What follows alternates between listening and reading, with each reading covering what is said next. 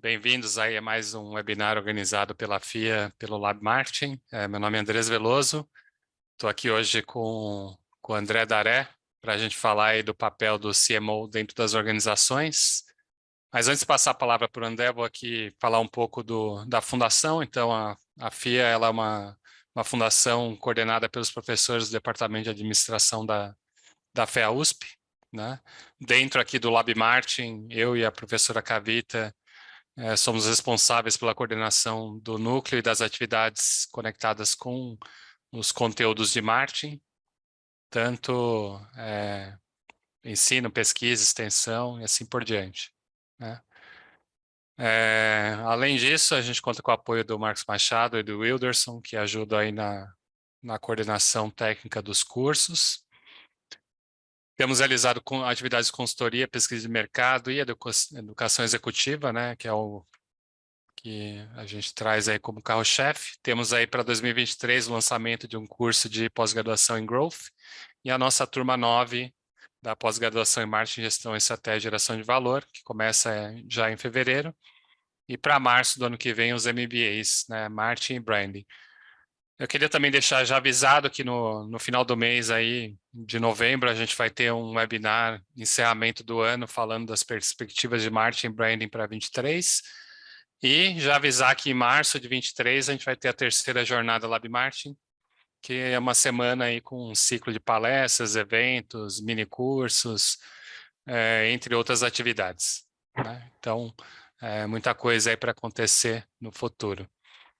Então era isso, minha apresentação super breve aqui. André, obrigado aí pela presença e é com você para fazer aí uma apresentação inicial.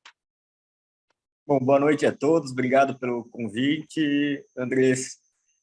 Vai ser um prazer aqui bater um papo hoje sobre marketing, assuntos que estão tendências, enfim, nossos desafios que trabalhamos nessa área, né? Uhum.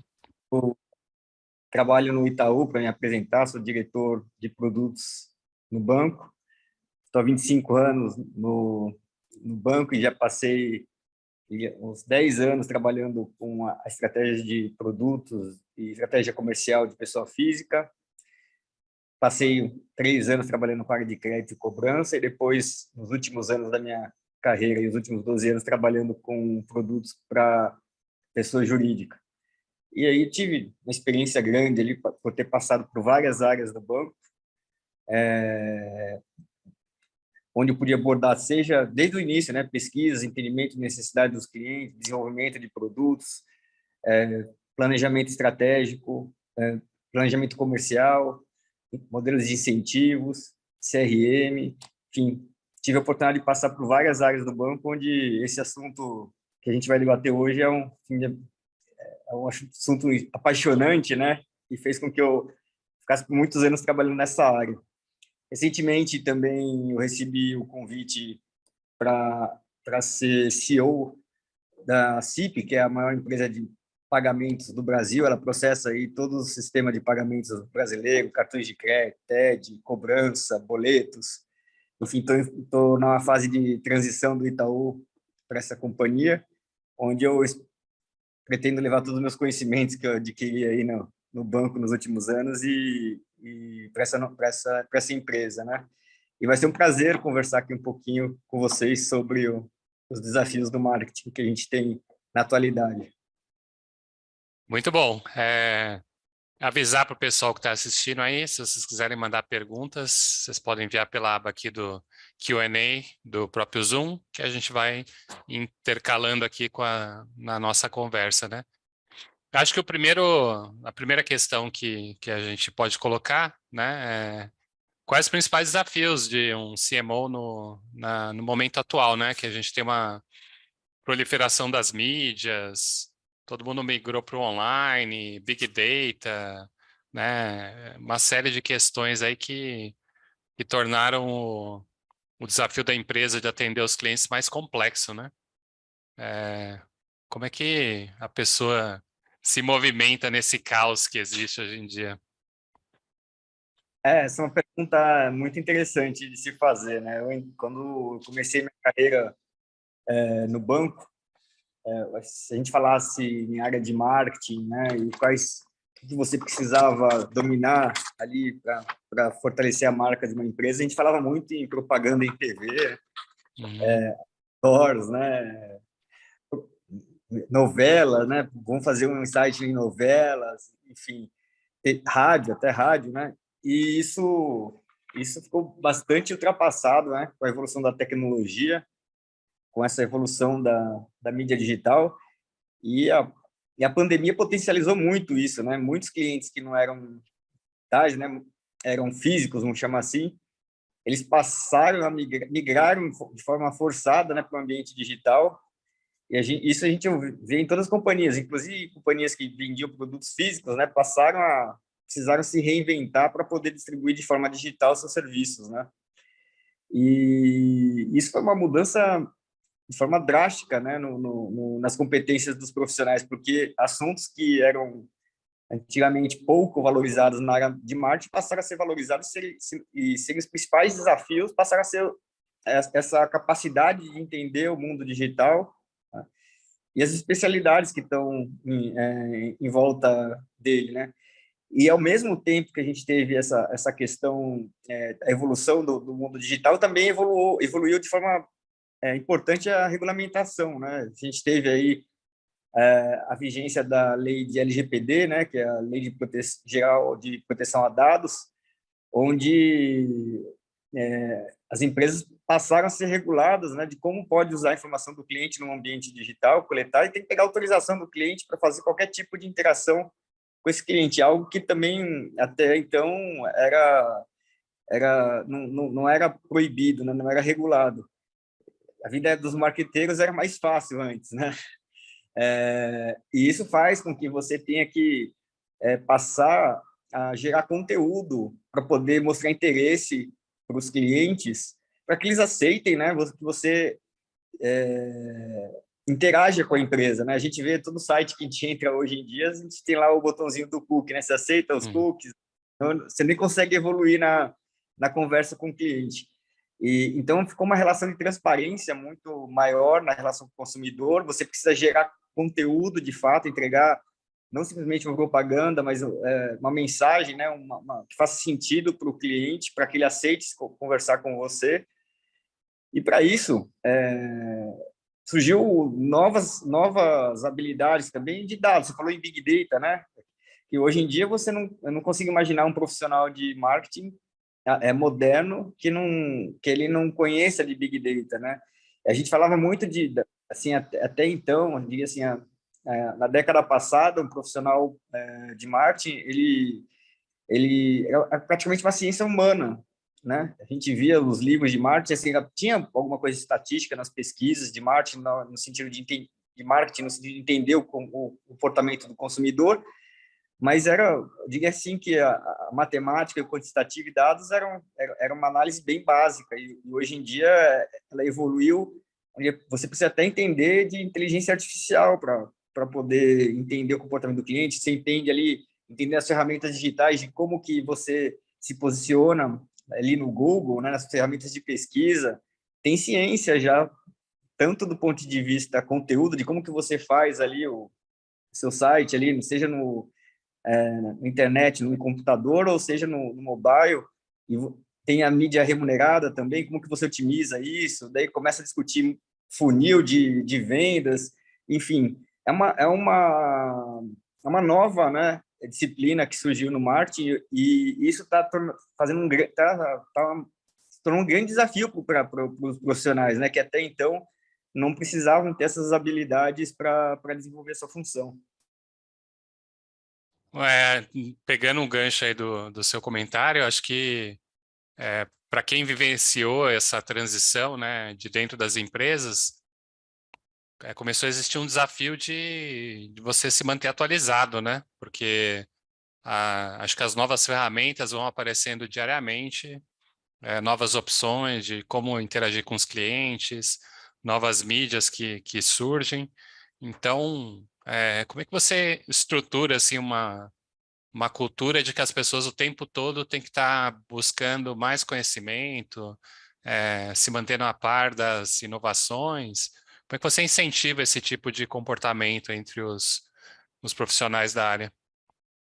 Eu digo assim que uma das principais competências quando eu estou contratando uma pessoa, hoje é entender se ela tem a competência de aprender a aprender, né?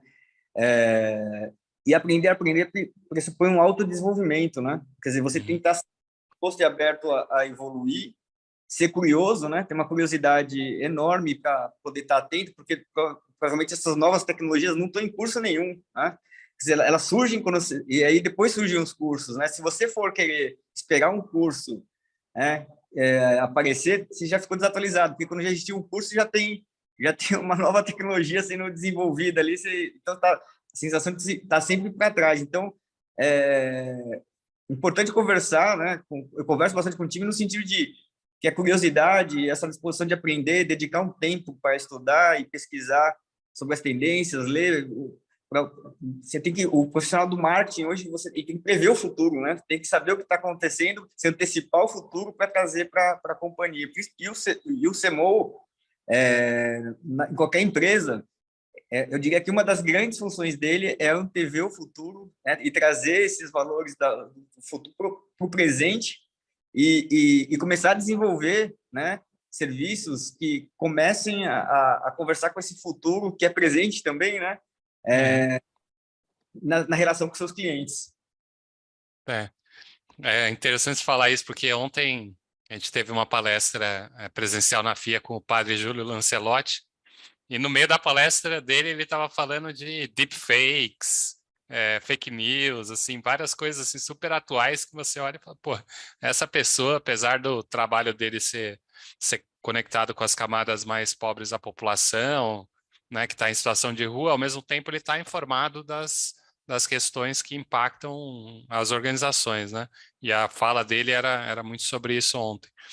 Mas, voltando à questão da motivação do time, como você faz o pessoal aprender, acho que realmente para essas questões mais tecnológicas e atuais, cursos, eles estão correndo atrás para trazer os conteúdos atualizados. Livro, então, já é uma guerra perdida, porque o livro, quando chega na prateleira, já tem 3 anos o conteúdo, não tem como você manter atualizado, né? Então, acho que ou as pessoas realmente se movimentam para se atualizar e correr atrás, ou a coisa não funciona, né? É um desafio muito grande que a gente tem enfrentado na universidade, nos cursos de graduação, né? De como criar essa cultura do aluno ter essa autonomia para saber se virar, né? Então a gente tem trabalhado muito essa questão, que entra até num nível assim de habilidades de relacionamento, de autoconhecimento, de compreender quem ele é e saber como se colocar perante os desafios que aparecem, né? Então, acho que você trouxe aí umas boas dicas para quem está pensando em procurar emprego, né?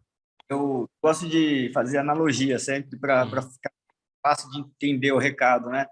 Tem aquela analogia que talvez alguns de vocês já tenham escutado, que é da pescaria, né? Você pode dar o peixe ou ensinar a pescar, né? Então, eu não gosto de dar o peixe, porque enquanto você dá o peixe para as pessoas, ela fica ali acostumada, né? A comer, o peixe vem prontinho ali, né? E no dia que você não está ali do lado, ela vai passar fome, porque ela não sabe pescar. Então, é muito mais importante que você saiba que é ensinar as pessoas a pescar, né? E que elas tenham essa habilidade de pescar. O peixe vai ser uma consequência, ela vai estar sempre, né? Sendo capaz de pegar o peixe e matando a sua fome. Eu diria que aqui na relação quando a gente está no ambiente de trabalho é isso, você tem que ser o pescador. Se você não for pescador, você vai morrer de fome em algum momento, entendeu? Então, tem que aprender. Falar, será que eu só estou aqui né, comendo peixe aqui que estão me servindo ou eu estou sendo pescador? Essa reflexão é super importante aqui quando a gente está fazendo a nossa carreira, né? Exatamente. Acho que a pessoa tem que o tempo todo estar preparada para o que vem adiante, né? Eu vou migrar aqui para uma segunda pergunta que acho que é interessante. Você falou da, do avanço da tecnologia, né? E como é que isso impactou o comportamento do consumidor, principalmente na pandemia. E aí aparece o desafio de como captar esses avanços tecnológicos e criar novos produtos, e como explicar para os consumidores esses novos produtos, né? Acho que tem um desafio grande aí de trazer os consumidores para as novas tecnologias que as empresas estão colocando em prática. Então, como é que você enxerga esse desafio, né, de trazer os consumidores para um outro tipo de tecnologia, inovações, assim por diante? Primeiro, assim, acho que aqui a gente está falando da área de marketing, né? Acho que você Uhum, falou, produto, você falou do mundo digital. Assim, é interessante fazer a reflexão, né, de qual é a responsabilidade do CMO, né, da pessoa que é responsável pela área de marketing numa empresa. Então, às vezes a gente associa essa pessoa simplesmente ao brand, né, à marca, né, a construção da marca, a publicidade, né, enfim, eventualmente segmentação de público-alvo, né, escolher perfil do consumidor, entender as necessidades, mas vai muito além disso. O responsável pela área de marketing, óbvio que isso varia de tamanho de empresa para empresa, né? Uma empresa menor, a gente fala que o profissional de marketing é o faz tudo, talvez seja o braço direito ali do CEO, né, do presidente da uhum. empresa. E conforme você está numa companhia maior, né, a empresa é maior, sim, é tão complexas as disciplinas de marketing que você acaba tendo segmentações na hierarquia, né, onde você tem sim um profissional de marketing que é mais voltado para o branding, para a segmentação do público, para construir a comunicação externa, outro profissional que eventualmente é o que vai desenhar ali o produto para entender a necessidade do cliente, o CRM, né, vai estar talvez numa área apartada, mas assim, na grande maioria das empresas brasileiras, o profissional de marketing é responsável por tudo, né? A não Uhum. ser as grandes companhias que a gente faz esse tipo de subdivisão. Eu mesmo no Itaú, a gente tem uma área de produtos, né, especializada em desenho de produtos, onde eu sou responsável, que é apartada da área que faz a parte de branding do banco, porque as disciplinas são tão complexas e tão grandes, a gente impacta tantos clientes que a gente precisou se especializar e colocar heads, né, em áreas diferentes. Mas essa não é a realidade. O Itaú, né, uma empresa das maiores do Brasil, não é a realidade da maioria do país. E aí você tem que ser um profissional muito completo, né? Porque você vai ser responsável por fazer diagnóstico do cliente, você vai desenhar muitas vezes o produto, estudar a precificação, né? A que preço tem que ser comercializado esse produto, qual é a proposta de valor desse produto, e aí, que canal eu vou me comunicar com o produto? Hoje a gente fala muito omnichannel, né? A gente fala do marketing digital, mas o cliente também tem uma necessidade de se relacionar fisicamente. A gente vê o movimento de várias empresas que são 100% digitais indo para ter pontos físicos para uma interação relacional com seus clientes e vice-versa, empresas que eram essencialmente físicas indo para o mundo digital. Acho que é uma tendência essa que a gente fala de omnicanalidade. Em bancos é Uhum. muito hoje, esses dias, assim, os bancos, os principais bancos do Brasil, eles foram do físico para o digital, né? E agora você vê um movimento de digital indo para o físico. O C6 mesmo anunciou esses dias que vai ter pontos físicos, né, para poder comercializar produtos mais complexos, porque é difícil você vender digitalmente um produto que seja mais complexo, uma transação que seja mais relevante, né? O apoio do humano é essencial. Então, você entender que é importante, tem públicos que vão se relacionar só no mundo físico, tem públicos que só no mundo digital, mas que é uma tendência de que esses mundos se conversem e você tenha que extrair valor e comunicar a estratégia de comunicação com esses diferentes perfis de clientes e canais diferentes. Elas têm técnicas diferentes, né, de comunicação e o profissional de marketing tem que entender isso, tem que entender a realidade e aí dados passa a ser super relevante para você entender qual é o perfil do seu cliente, né? Uhum. Entender como que ele está se relacionando com você. Eu falo que hoje, assim, para você, uma empresa se destacar no mercado, ela, diga assim, que se fosse para falar uma competência que um profissional de marketing tem que ter, uma só, eu diria que seria a centralidade no cliente, né? Acho que o resto, toda a companhia, ela deve, tudo que você fizer, toda a disciplina que você está atuando, você desenvolvendo, você deveria ter esse pano de fundo de centralidade no cliente, né? E hoje, enfim, vou falar bastante sobre isso, sobre a centralidade no cliente, que toda atividade que você fizer, se vai fazer uma propaganda, você tem que entender quem é o seu cliente. Se você vai vai fazer uma análise estatística, não faz sentido você não fazer uma análise que não entenda o cliente, que gera uma decisão. E se você não faz isso hoje em dia, você fica para trás muito rápido, porque os clientes são muito exigentes. Os clientes esperam que as empresas ofereçam o que eles necessitem, não que as empresas criem um produto e empurrem, né? Empurrem o produto que criaram para o mercado. Isso aí já foi, no passado já foi assim, hoje em dia o cliente não aceita mais isso. Então, as empresas todas já entenderam isso, estão fazendo uma grande transformação nas empresas de uma forma geral, está vendo essa transformação, eu observo isso, e é interessante como você vê como tem metodologias novas surgindo de gestão de empresas, métricas, formas de avaliar, formas de interpretar, como que você entende o seu cliente para você ter o sucesso no mercado e se diferenciar em relação à concorrência, né? Que ferramentas que você acha que são as mais relevantes assim para captar não só o comportamento, mas compreender a experiência do cliente, de que forma que ele está experimentando os produtos e serviços da empresa, né? Porque antigamente era muito pesquisa frente a frente, uma entrevista, questionário. Hoje em dia, parte dos dados eles estão aí espalhados pela internet, né? Então, acho que até o papel da pesquisa migrou um pouco de como ela ajuda o gestor a tomar decisão, né? Como é que você enxerga isso nesse contexto de dados e muitos clientes numa organização tão grande quanto o Itaú? Hoje, assim, eu diria assim, a gente passou no Itaú, a gente passou uma jornada, né? A gente já testou de tudo para poder entender, para fazer várias metodologias para tentar entender o cliente. Mais recentemente, a gente foi muito bem sucedido, né?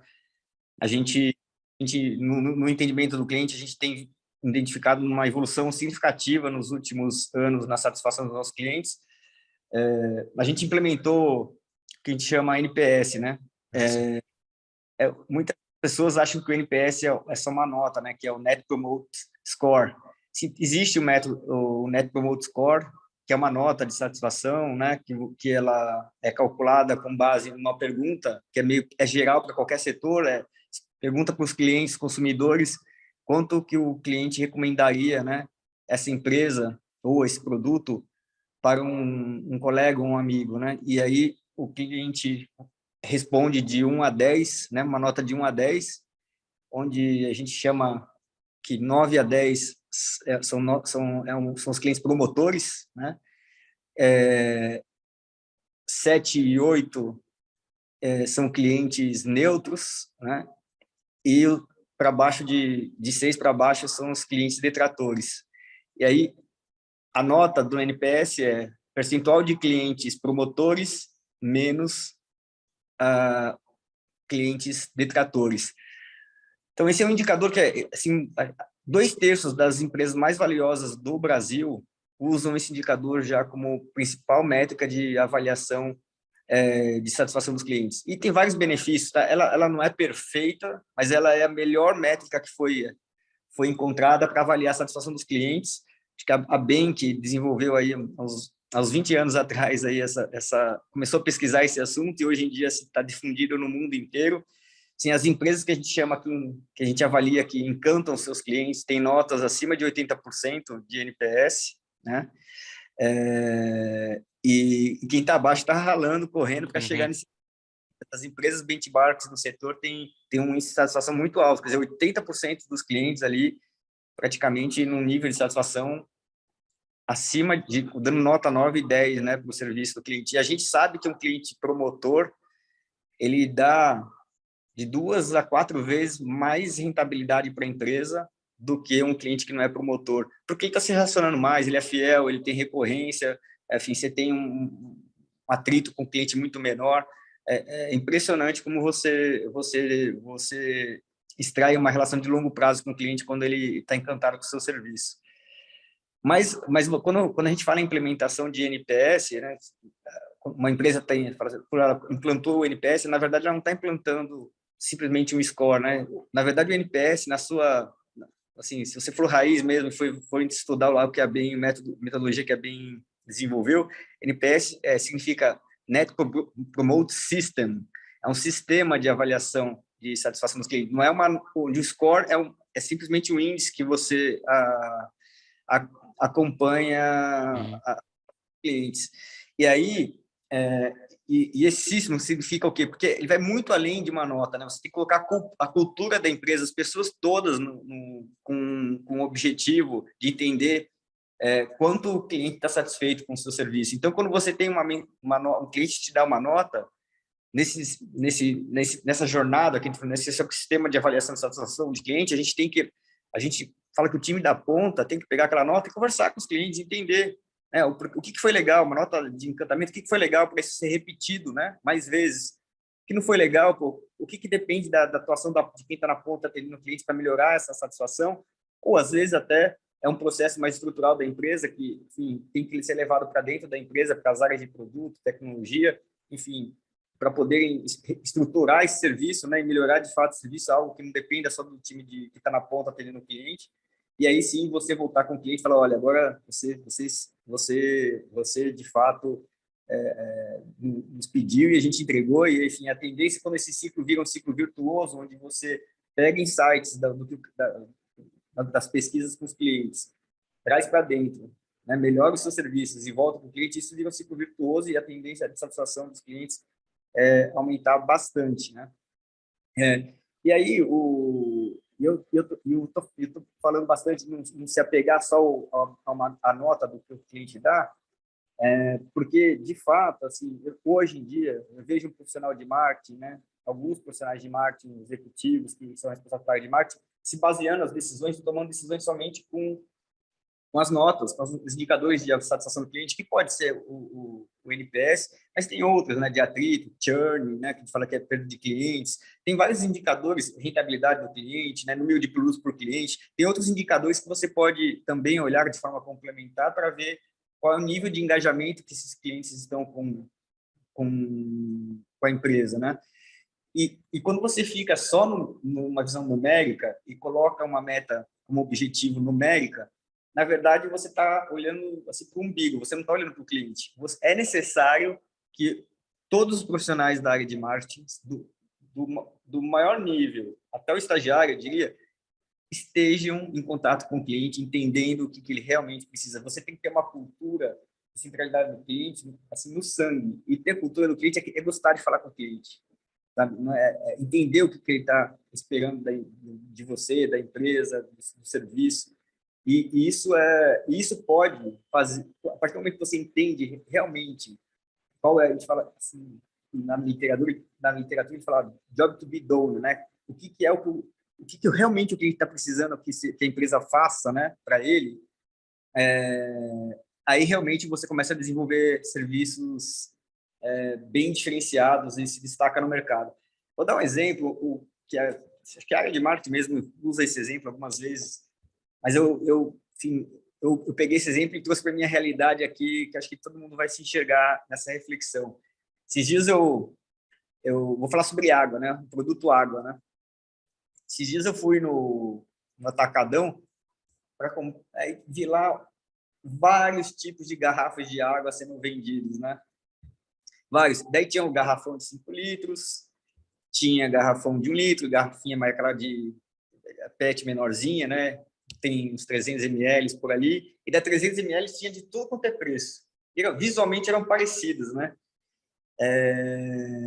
E aí, enfim, falei, por que uma está 89 centavos e outra está 1,50? Porque visualmente é parecida a água, né? Para estar no mercado é pura, né? A água é pura, assim. Acho que assim, quem trabalha com água, vendendo água, acho que imagina assim, a água tem que ser pura, né? Tem que ter uma qualidade boa, mas ali eu estava visualmente vendo era só uma variação da embalagem, né? E a mais barata, quando eu peguei assim na garrafinha, ela quase que amassou, assim, falei, nossa, isso aqui, se for tirar a tampinha, acho que eu vou babar inteiro, né? Porque é difícil de segurar. E ali eu estava observando ali as empresas, assim, de fato as empresas estavam competindo por custo ali, basicamente porque o produto água já chegou num nível de qualidade de água, assim, é meio que básico, né, que a água seja pura ali com minerais ali que tem que ter. Se você acho que não dá para tornar mais pura do que ela tem sido comercializada. Acho que as indústrias já têm uma preocupação gigantesca. Mais pura seria se ela fosse destilada, mas destilada não faz bem para a saúde, né, do ser humano, né? ela precisa ter sais minerais. E, poxa, trabalhar com venda de água, né, não deve ser fácil, né, porque você vai uma estratégia de redução de custo extrema, aí você começa, na verdade, a pensar em embalagens, né, diferentes ali para tentar se diferenciar. E aí, eu fiquei pensando, será que essas empresas conhecem de fato quem são seus concorrentes e o que seus consumidores querem de fato? Será que assim, todos estão entregando a água aqui, mas será que esse é o job to be done, né? Isso que é o que o cliente quer? Ou será que tem algo por trás? Quem são os concorrentes aqui, de fato, de quem está vendendo o produto água? Você está vendendo o produto água ou você está resolvendo o problema da sede? Ou será que você está resolvendo o problema da sede, talvez com uma água gelada, né? Refrescante. O Brasil é um país quente, né? Será que tipo de problema você está querendo resolver? Quem são os concorrentes? E daí, quando você vê as empresas que, de fato, estão estudando a necessidade do cliente, começam a desenvolver produtos que estão competindo, sim, com a garrafinha PET de água e que não são do mercado tão direto como a gente imagina que seja. A gente vê empresas fabricando filtros, né? Por exemplo, a Filtro Europa, ela está competindo porque ela está vendendo água. Na verdade, quando ela vende o filtro, que é o produto dela, ela está querendo resolver o problema da sede. E o filtro, que é aquele que é elétrico, que você coloca ali da sede, ainda com uma água gelada. E qual é o que ela estudou o cliente para poder fazer isso, porque ela viu que o cliente que compra uma garrafinha, provavelmente, ele compra a garrafinha para deixar ali dentro da geladeira, gelada, né? Tem cliente que não vai querer a garrafinha, vai ter que encher a água lá, a jarra de água, vai colocar na geladeira para gelar. Ou então pegar gelo, né? Para pegar o gelo, botar no copo de água para tomar gelada. Olha o trampo que dá, né, para um cliente tomar uma água refrescante. E aí tem empresas que estão estudando. E aí começa a surgir concorrentes não triviais para a empresa, né? Como um filtro ali que solta água geladinha. Ou então uma geladeira que começa a soltar água gelada ali, pronta, com uma conveniência para o cliente. Ou então uma torneira que tem um filtro lá que você já abre com filtro. Todos estão competindo com a garrafinha de água. Então, e aí, se você entende que a sua empresa quer resolver o problema da sede, mas com esse serviço de valor agregado de água refrescante, o mercado muda completamente. Talvez você não vai investir somente em redução de custo ali na, na garrafinha, mas talvez você desenvolva um produto que está atrelado a resolver o problema da sede de uma forma conveniente, né? Então, tem lá a empresa que desenvolveu o Squeeze, né, que para colocar na bicicleta lá, por exemplo, para poder resolver o problema da sede quando você está pedalando de uma forma conveniente. Então, isso você só consegue entender se você entende com profundidade o cliente. Os números não iam dizer isso para você. Você poderia estudar o quanto você fosse, a estatística que fosse. Você não ia chegar nessa conclusão se você não conversasse com os clientes, entender qual é a jornada, qual é a experiência no dia a dia da vida do cliente, para entender realmente o que ele faz com a água, né? O que ele quer com a água, de fato. Sim, ele quer água pura, não tenha dúvida. Mas será que é só isso, né? Claramente não, né? A gente vê concorrentes não triviais, né? Empresas de metais, empresas de filtros, outras empresas competindo no mercado de garrafinhas. E será que quando a gente está atuando em marketing, aqui cada um de vocês está atuando, a gente está entendendo o job to be done do cliente, o que é o mercado que realmente você está atuando, qual é a necessidade real, ou você está ali competindo só olhando o produto água, ali tentando competir só pelo garrafinha PET, né? Tornando o produto mais barato possível, baixando o preço, fala que é uma competição sangrenta, né? Porque ela só extrai valor da companhia, porque é uma competição por preço, quem tiver o preço menor é a que vence, né? E aí fica lá uma indústria que fica presa na embalagem, tentando tornar o custo de embalagem e distribuição da garrafinha o mais barato possível. Talvez tenham empresas que estejam tendo rentabilidade muito maior porque elas entenderam esse mercado e estão competindo, sim, problema de resolver a sede, mas em outros, de uma forma diferente, né, do que a da garrafinha. Eu tive uma experiência no Itaú, aí trazendo prática, né, só para a gente não sair do teórico aqui, do exemplo da água, mas um exemplo do Itaú, recente, que foi muito bem sucedido, que a gente foi bem sucedido porque a gente fez pesquisas com os clientes, né? E a partir dessas pesquisas, mediu o NPS, entendeu ali os clientes que não estavam satisfeitos, que estavam satisfeitos, entendeu por que os clientes estavam usando a concorrência em algumas situações, e aí a gente mudou o serviço e a gente dobrou o market share desse produto. O produto que a gente estava analisando nesse exemplo que eu estou falando era o produto, o dólar, né? O dólar em dinheiro físico, né? Os clientes, para viajar, enfim, eles precisam, uma parte prefere ir com dinheiro físico, seja porque se você carrega no cartão de crédito, você tem imposto maior, né, de IOF, e às vezes você precisa ter de dinheiro físico mesmo para, né, pagar alguma coisa presencialmente ali durante a viagem, você não quer ficar dependendo só de um cartão, se der problema no cartão, enfim, se perder o cartão, ou se a senha, né? Então, tem muitos clientes que usam, quando vão viajar, levam dinheiro físico, é muito comum isso, né, o dólar. E o grande problema que a gente via, o Itaú sempre vendeu dólar nas agências, né?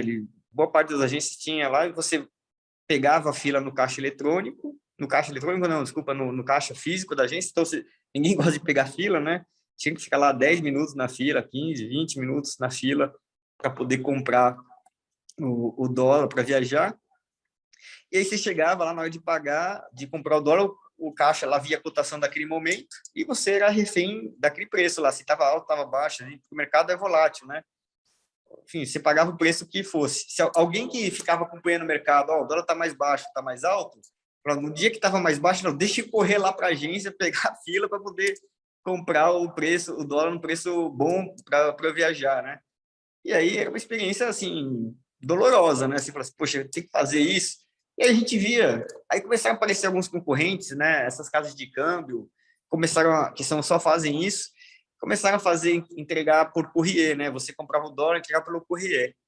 Eles começaram a ganhar muito market share nesse período, ganhar muito market share, mas só que a gente está no Brasil, né? E no Brasil tem só no Brasil existe isso, né? Tem o sequestro, né? Tem roubo né?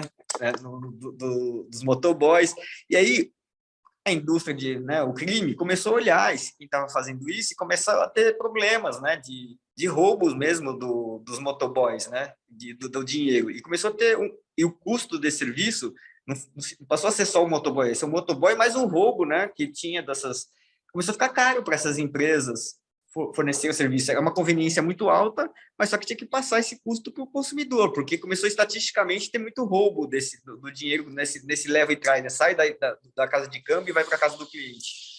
Começou a ficar caro. E aí a gente começou a fazer pesquisa de satisfação, via lá que a gente tinha uma nota de satisfação abaixo dessas casas de câmbio, ainda que ela tivesse cobrando um serviço de motoboy e tudo mais, e aí a gente viu que falou, poxa, foi falar com os clientes. Aí os clientes falavam para a gente assim, olha, cara, pô, eu quero comprar o dólar quando o preço estiver bom na hora, assim, eu vejo ali que o dólar caiu, eu quero fechar negócio, eu não quero ter que ir na agência e ter que buscar o dinheiro. E daí quando a gente falava isso, como eu resolvo isso, né? Porque se a gente faz a entrega por motoboy, tem esse problema da criminalidade, né? E o Itaú, com um banco grande, imagina, assim, ser visadíssimo, né? Eles falaram assim, isso aqui a gente não ia conseguir ser competitivo. E aí ele falou assim, poxa, vamos inverter essa situação e vamos dar conveniência, vamos resolver o problema da cotação, que o cliente quer pegar um preço bom no dólar, e a gente colocou o serviço de compra no mobile, né? Está lá disponível no mobile, você pode comprar a qualquer momento pelo celular o dólar no preço que você achar melhor. Então, você pode acompanhar quando você quiser, e aí você compra, e aí você tem um tempo tem 5 dias para você ir na agência, em qualquer agência que você escolher, para ir buscar, e o dinheiro vai estar reservado lá para você, pronto para você, o atendimento ser rápido. E fomos além disso, a gente colocou em shoppings, porque a gente sabe que o cliente gosta, às vezes ele vai sair com dólar na mão, né? Então, dentro dos shoppings também, o cliente se sente seguro, ele vai lá de carro, vai deixar no estacionamento, vai dentro de um shopping, vai pegar o dinheiro, não vai ter aquele sequestro relâmpago que acontece, né? Que os ladrões ficam vendo quem está com o dinheiro saindo das agências, né? Então, é um ambiente sob controle, e a gente também disponibilizou, assim, a possibilidade do cliente já retirar o dinheiro também no caixa eletrônico nos aeroportos. O banco 24 horas agora tem tem caixas que entregam dólar. E você pode comprar na hora que você quiser. Você compra da sua casa, reserva, negocia a cotação e escolhe onde você quiser tirar. Se você quiser, quando você for viajar, no dia que você for viajar, se você quiser pegar o dinheiro no dia que você for viajar, você compra pelo mobile, depois simplesmente passa lá o código lá no caixa eletrônico, passa seu cartão e já tira o dinheiro pagando a cotação que você tinha feito no mobile, né? Dobrou o market share do Itaú. Hoje o Itaú é líder disso.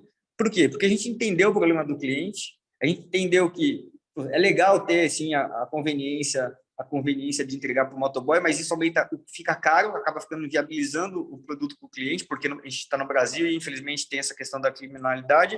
Então a gente tratou, né, deu conveniência para o cliente. Está no momento assim, todo mundo que vai viajar para fora passa pelo aeroporto, né? A grande maioria dos nossos consumidores passa pelo aeroporto, então dá conveniência, está na jornada dele, né? Ele não vai precisar ir na agência se ele quiser, ele vai poder passar lá no caixa eletrônico, no aeroporto que ele vai fazer o voo internacional, pegar o dinheiro e ir embora. E ele já está com o dinheiro garantido, não é que ele vai. E pelo preço que ele garantiu, está garantido, que é o mesmo preço de qualquer agência do Itaú, que é muito barato. Porque quem compra no aeroporto, eu não sei se vocês já fizeram essa análise, as casas de câmbio físicas do aeroporto são muito caras, E a gente passou a competir nesse mercado com um preço muito melhor, com o preço do dólar muito mais competitivo. Com o mesmo R$ 1 que você tem, você leva mais dólar do que qualquer casa de câmbio física que você tem lá. Então, ficou muito vantajoso comprar pelo Itaú. Então, pensando no profissional de marketing, né, fala assim, o que o profissional, nesse caso a gente fez ali, nesse case? A gente estudou o preço, a gente estudou qual a proposta de valor, a gente estudou qual era o job to be done, qual era a jornada de fato do cliente que a gente precisava resolver. E aí, nesse momento, a gente está numa jornada de comunicação, porque hoje a gente descobriu que os clientes também, quando pensam em dólar, muitos dos clientes nem não associam o Itaú à compra da moeda de dólar, associam às vezes uma casa de câmbio, né? Então, agora a gente está usando muito marketing digital para entender se o cliente, por exemplo, compra uma passagem aérea pelo seu cartão de crédito, né? A gente já comprou uma passagem aérea no cartão de crédito, provavelmente esse cliente vai querer usar dólar. Então, faz sentido falar só com esse cliente. Não adianta eles falar que, Itaú tem dólar para todo mundo. Não é a mesma comunicação para todos. A gente tem que entrar na jornada do cliente no momento correto, né?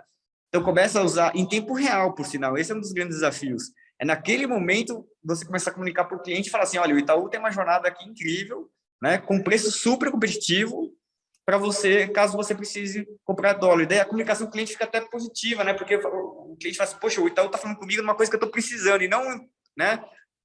Para quem eventualmente não vai viajar, o Itaú vai estar falando de dólar.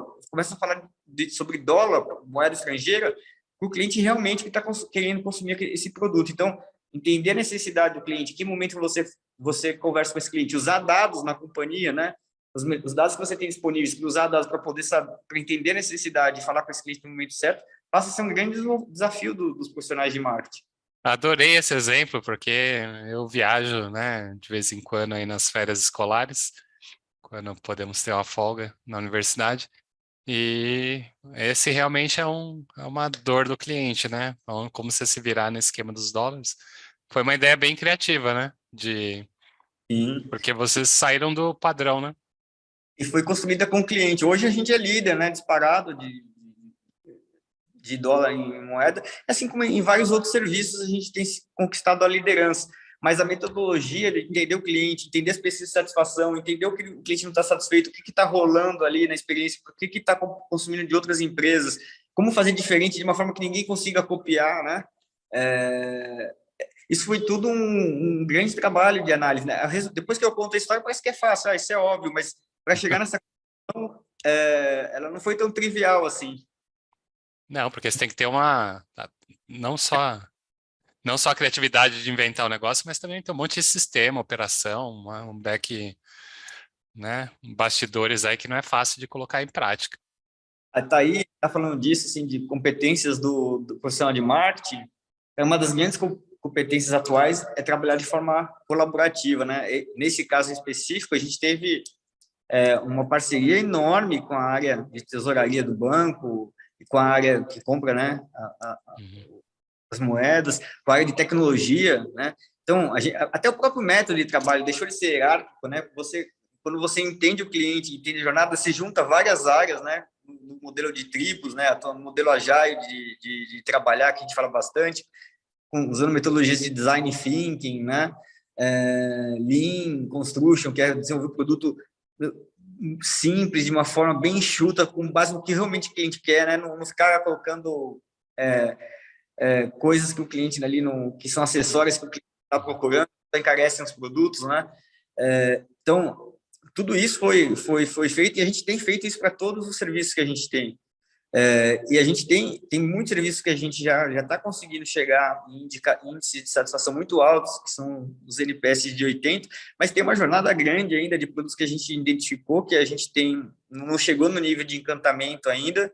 A gente tem todos esses serviços mapeados, prioriza, né, em função do volume de negócio que a gente faz com os nossos clientes, a gente tem que priorizar as transações que têm maior frequência, né, e essas transações que têm maior frequência e menor indicador de satisfação são aquelas que a gente prioriza, né, e vai com tudo para poder estudar com profundidade o que o cliente está nos dizendo para melhorar esse serviço e levar para um nível de satisfação. E é algo que eu diria assim, que isso aqui não tem fim, porque quando você inventa o produto, faz o produto, faz o serviço, os concorrentes estão olhando o que você está fazendo também. Se você errado no tempo, todo mundo te copia, daí você já ficou igual, né? Então, sua satisfação até fica meio falando, não é diferente, né? Você não é melhor que os outros. Então, você não, assim, se implementou uma novidade, a gente já na área de câmbio mesmo, então assim, e aí, como a gente melhora o que a gente já fez?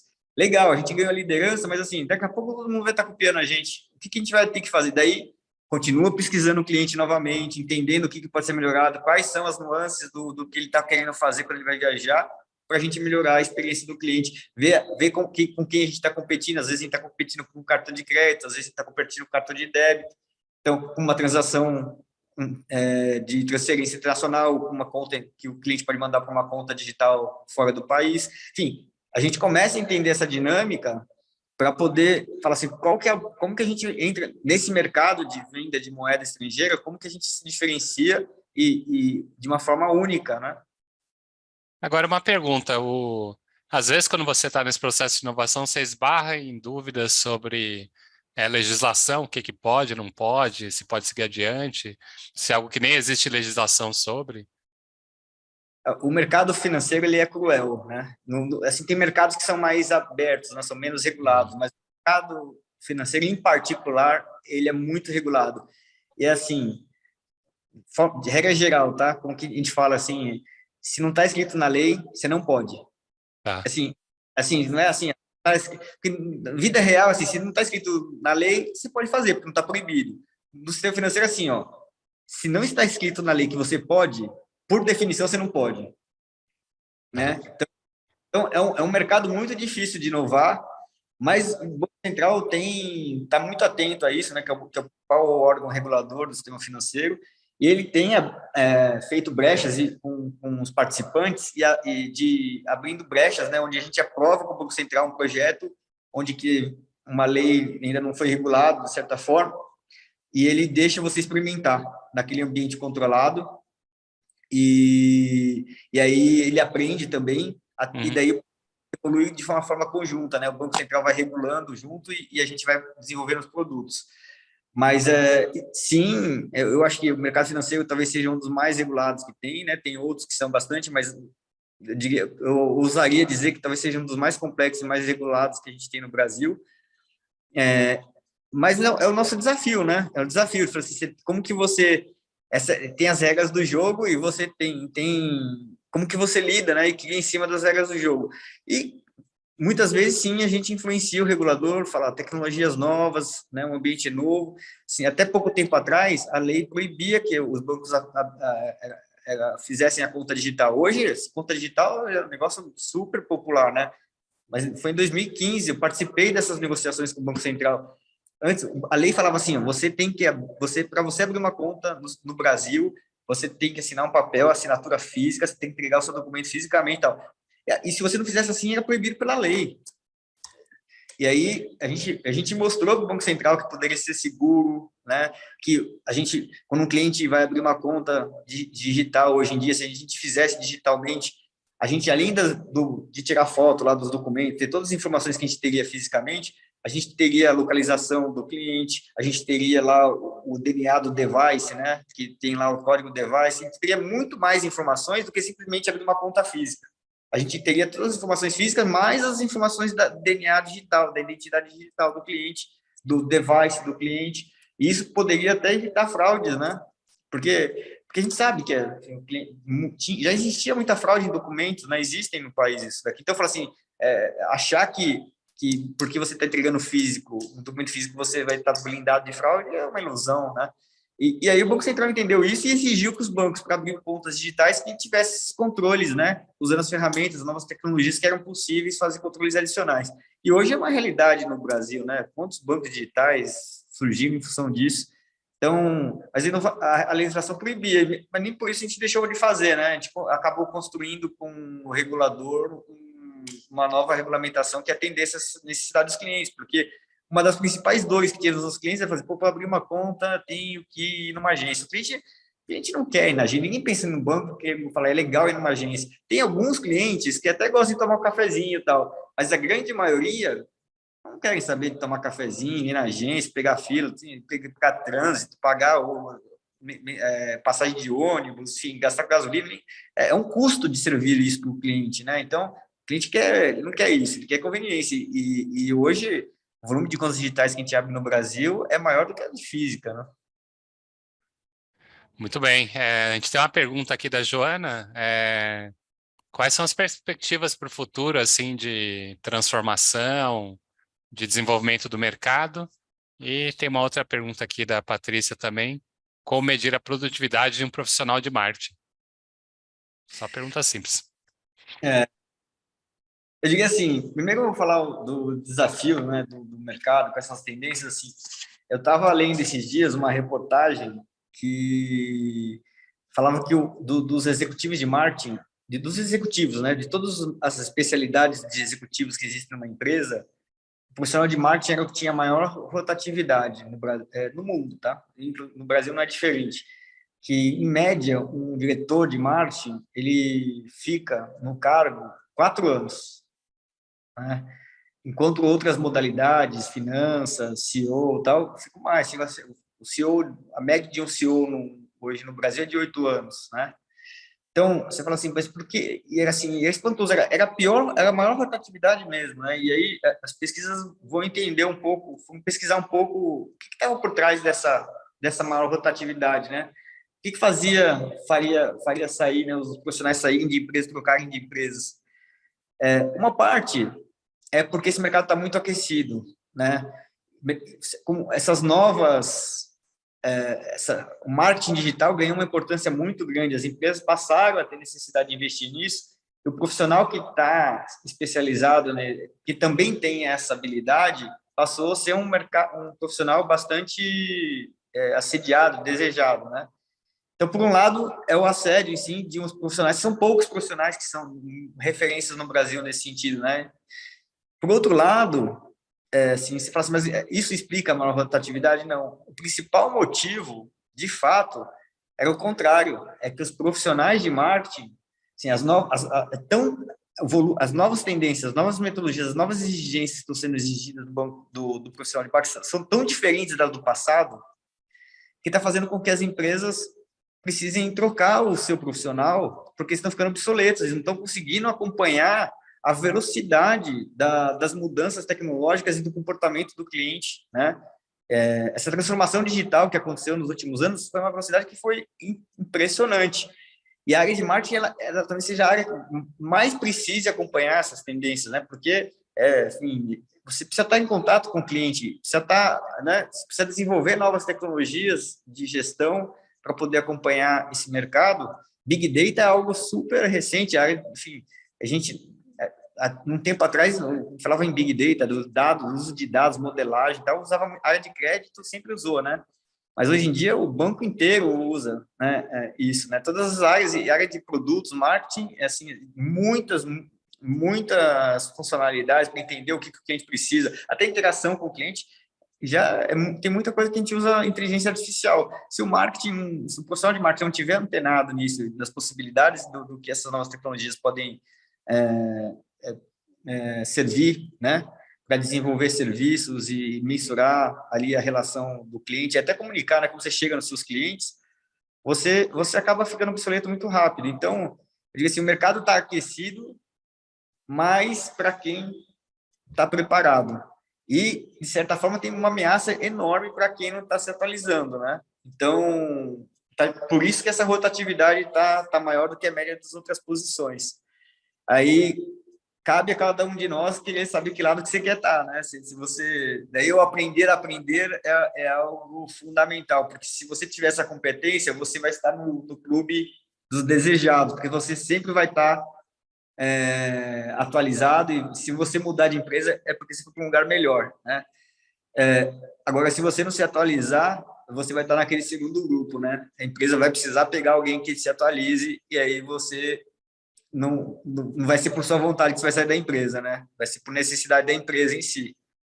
Então, essa é uma realidade que eu acho que é super importante que todos fiquem, todos nós, né, que trabalhamos com esse tema e estamos nessa área, fiquemos atentos para a gente não ficar obsoletos muito rápido. Não está nos planos ficar obsoleto, pelo menos por enquanto, né? Com certeza. André, a gente está... Diga. Acho que a FIA tem um papel fundamental nesse contexto, né, de nos ajudar e apoiar, trazendo conhecimento do que é mais moderno, né, nas áreas, o que está na vanguarda para que a gente consiga acompanhar essas transformações todas, né? É isso aí, acho que essas conversas que a gente convida as pessoas de mercado que estão aí na linha de frente ajudam muito aos nossos alunos a compreenderem os desafios, né? Como você falou, às vezes as coisas ainda não estão nos livros, nos cursos, mas pelo menos aqui na nossa conversa a gente consegue dar uma luz para quem está assistindo de por onde caminhar. E ao mesmo tempo a gente vai aprendendo também. Então é ótimo. Como a gente já bateu aí 8 horas, eu vou te dar a palavra aí para você dar uma última mensagem, se despedir no nosso público e aproveito para agradecer, André. Foi ótima a conversa aqui. Eu agradeço aí o bate-papo aí, a presença de todos.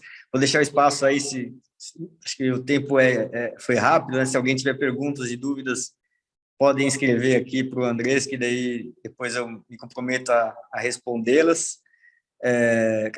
Queria dizer também, apesar desse ambiente que eu falando que é desafiador para os profissionais de marketing, é uma área muito encantadora de se trabalhar, né? É uma área que nos desafia, e estar próximo do cliente assim, as áreas que estão próximas do cliente são áreas encantadoras, né? Você sente ali, enfim, você sabe que você pode fazer algo diferente, né, para os consumidores e, enfim, trazer tecnologia, trazer eficiência para o país, né, criar diferenciais competitivos para o país, para atender a sociedade de uma forma como um todo.